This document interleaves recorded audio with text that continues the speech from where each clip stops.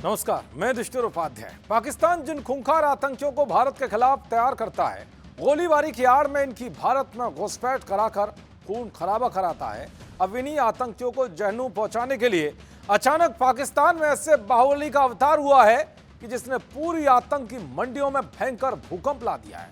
हालत यह हो गई है कि अब आतंकी किसी भी तरह से जान बचाने के लिए बिलों में छुपे हुए घूम रहे हैं। सबसे बड़ी बात तो यह है कि जो बाहुबली भारत के दुश्मनों को चुन चुन कर उड़ा रहा है, उसकी भनक पाकिस्तानी सुरक्षा एजेंसियों भी नहीं लगा पा रही हैं। इसीलिए अब पाकिस्तान के सबसे कुख्यात आतंकी हाफिज और मसूद बुरी तरह से घबराए हुए हैं कि कहीं उनका नंबर ना आ जाए। आपको बताऊंगा कि पिछले कुछ घंटों के भीतर ही बाहुबली ने पाकिस्तान में भारत के बड़े दुश्मनों को कैसे टपका दिया, जिसने पूरे पाकिस्तान को हिला दिया। दरअसल पाकिस्तान ने कई सालों तक आतंकवाद की फसल बोई, उसे पानी दिया और भारत के खिलाफ एक हथियार की तरह इस्तेमाल किया। हाफिज सईद और मसूद अजहर जैसे आतंकियों को वहां सरकारी सुरक्षा मिलती है, बड़ी बड़ी सुख सुविधाएं मिलती हैं, लेकिन अब वक्त बदल चुका है। जिस जमीन को आतंकी अपने लिए सबसे महफूज जन्नत समझते थे, वही जमीन अब उनके लिए कब्रगाह और जहन्नुम बन चुकी है, क्योंकि पाकिस्तान के भीतर कोई ऐसा बाहुबली या गुप्त नेटवर्क एक्टिव हो गया है जो चुन चुनकर पाकिस्तान के पाले हुए सांपों को उसी के घर में कुचल रहा है। दरअसल पाकिस्तान के अलग अलग कोनों से 3 बड़े आतंकवादियों की संदिग्ध मौत की खबरें सामने आई हैं, जिसने जैश ए मोहम्मद और लश्कर ए तैयबा के आकाओं को हिलाकर रख दिया है।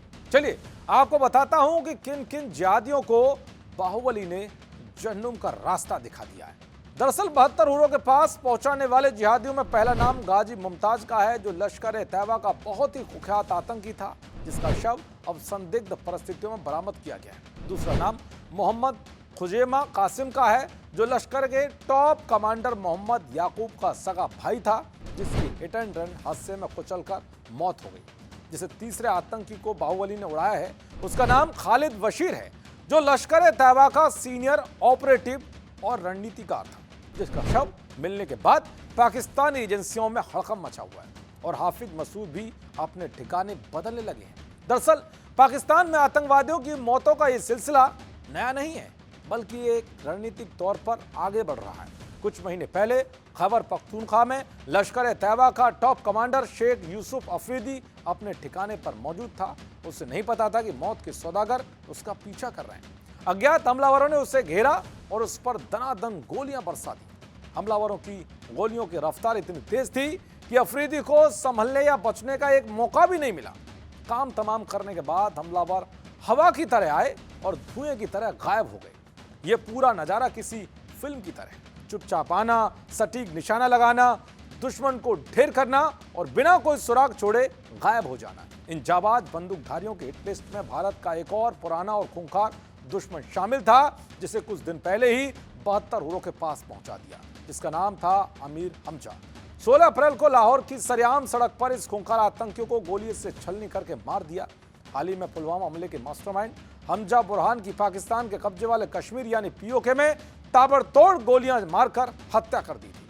भारत सरकार की तरफ से साल 2022 में से आतंकी घोषित किया गया था। यही नहीं बल्कि कुछ महीने पहले ही मोहम्मद ताहिर अनवर की भी पाकिस्तान में रहस्यमयी हालत में मौत हो गई थी। वो जैश के सभी बड़े ऑपरेशंस को संभालता था।